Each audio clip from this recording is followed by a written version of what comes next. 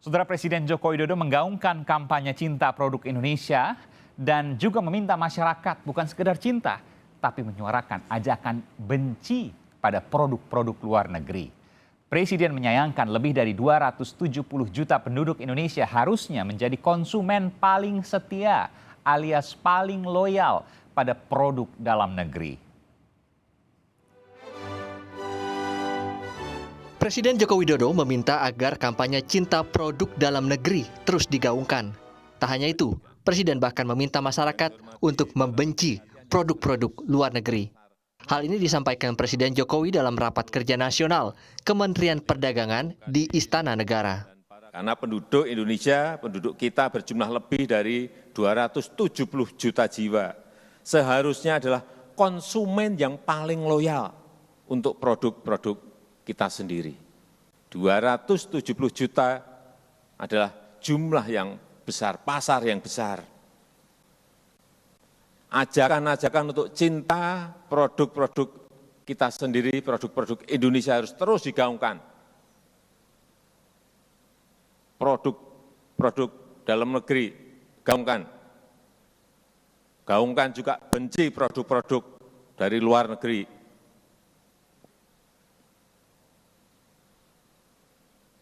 Bukan hanya cinta, tapi benci. Cinta barang kita, benci produk dari luar negeri. Sehingga betul-betul masyarakat kita menjadi konsumen yang loyal sekali lagi untuk produk-produk Indonesia.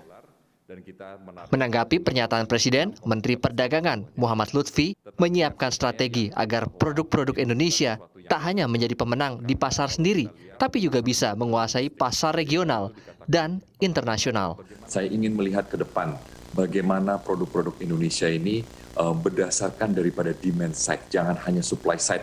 Kalau memang bahan pokok dan bahan penting itu dari supply side, tetapi dalam hal ini kita melihat dari demand side-nya.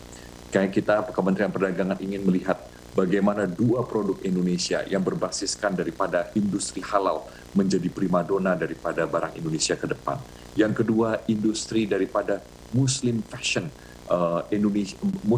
Indonesia menjadi juga acuan. Dan saya berharap dari dua industri tersebut bukan hanya menjadi primadona di negeri sendiri, tetapi kita juga bisa menguasai pasar regional dan pasar internasional.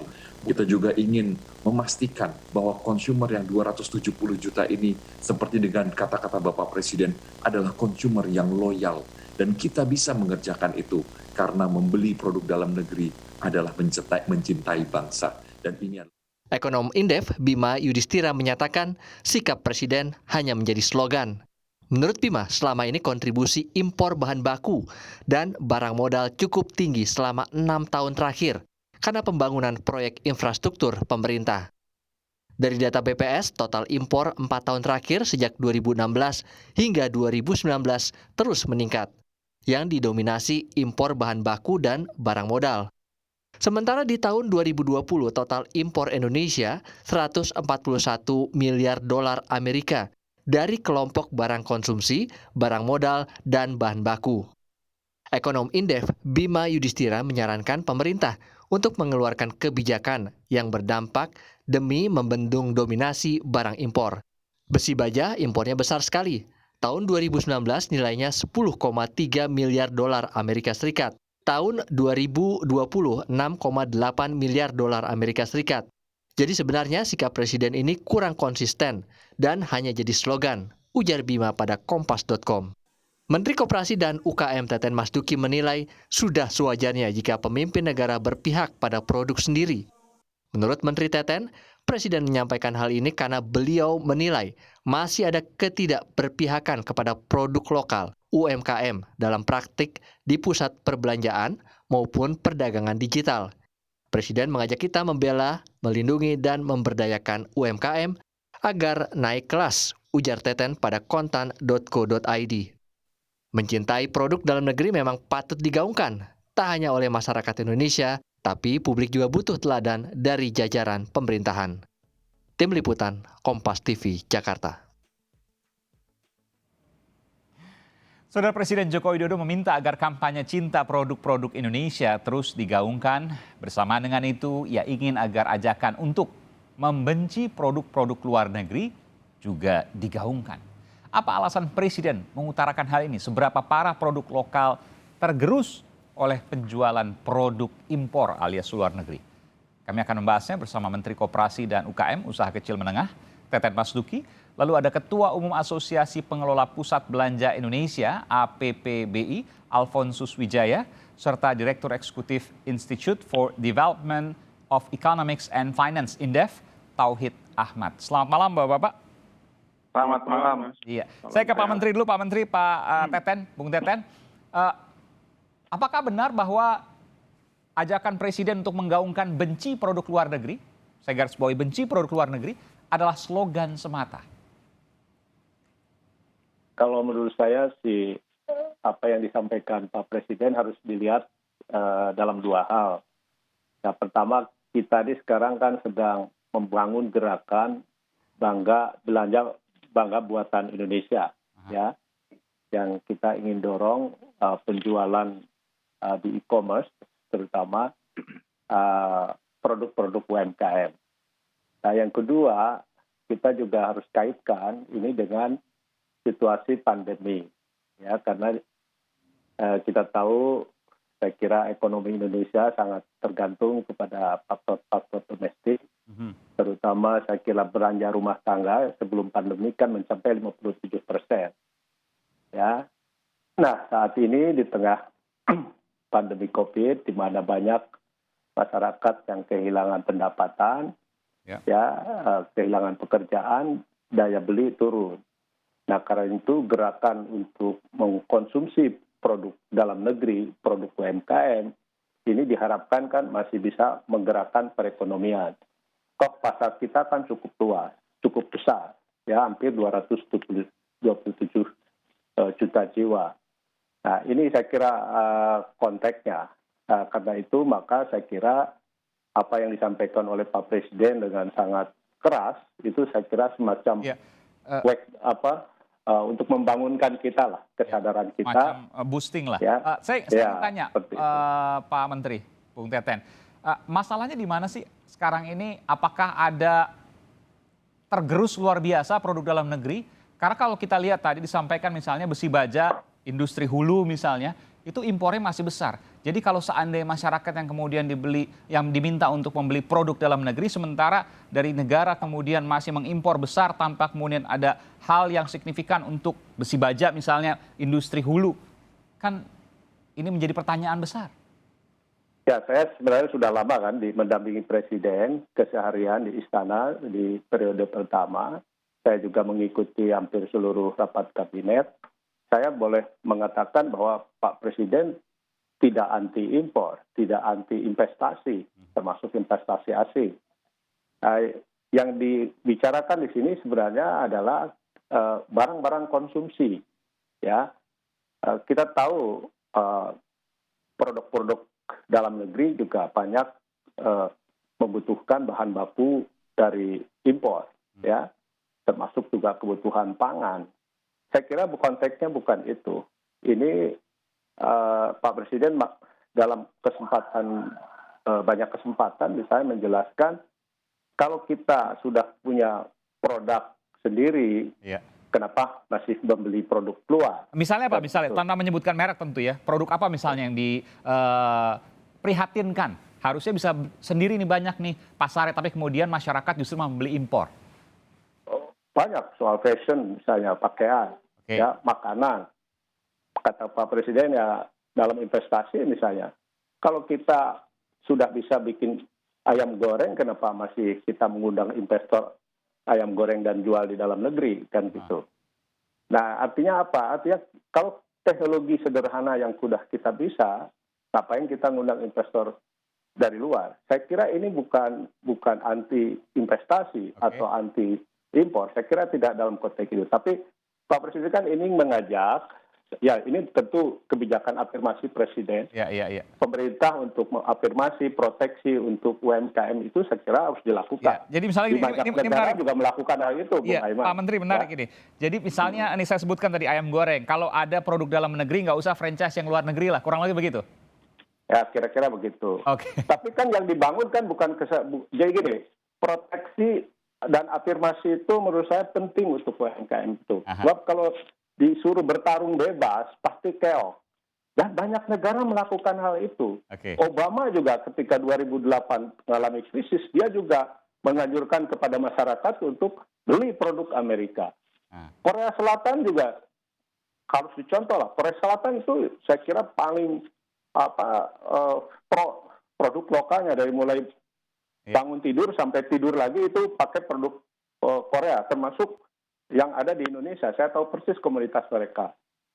Itu saya kira wajar seorang kepala negara ingin memprotek, melindungi produk rakyatnya.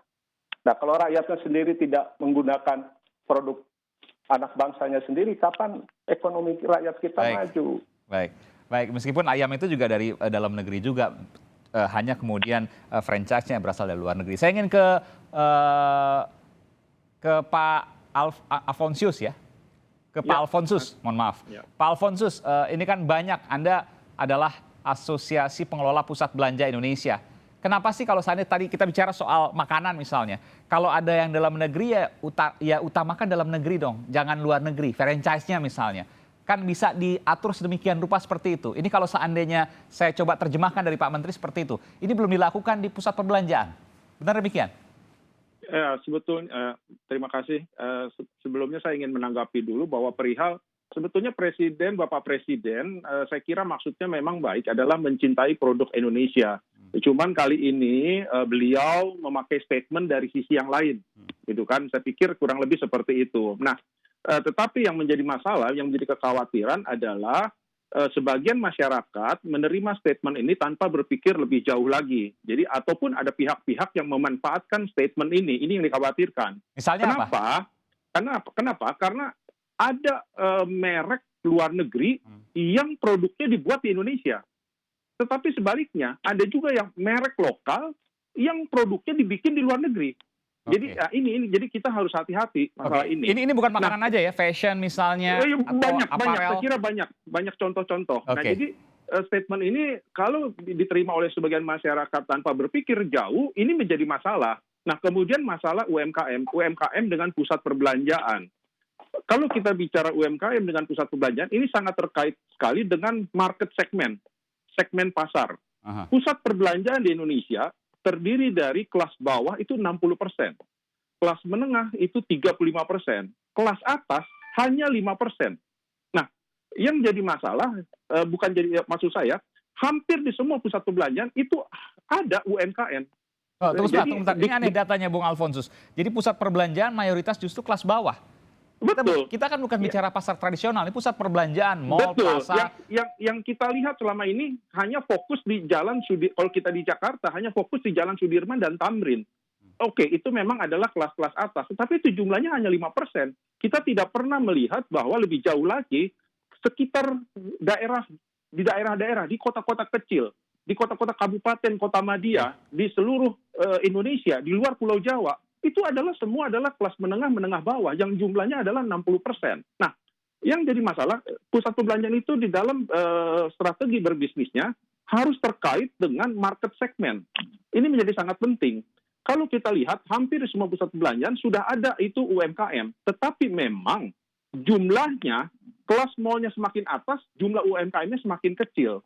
Kenapa? Bukan pusat perbelanjaan tidak berpihak kepada UMKM, tetapi tidak ada ataupun sedikit produk-produk UKM yang bisa mengisi segmen atas. Ini yang jadi masalah. Apalagi kalau kita lihat mall-mall kelas luxury brand, yang barang-barangnya itu luxury. Tidak ada produk-produk UMKM, produk-produk lokal yang bisa mengisi segmen tersebut. Sampai situ dulu saya mau ingin konfirmasi kepada Pak Menteri Koperasi dan UKM, Pak Teten Mas Duki. Bung Teten, Anda bisa menjawab tadi apa yang disampaikan. Kalau di bawah tapi ketika masuk ke menengah atas nggak nyambung nih, karena keinginannya tinggi tapi Indonesia produk dalam negeri nggak bisa menyediakan untuk menengah atas. Ya terpaksa beli luar negeri. Nah, konteksnya kan begini, Pak Presiden kan kita ngomongin soal branding produk lokal, gitu.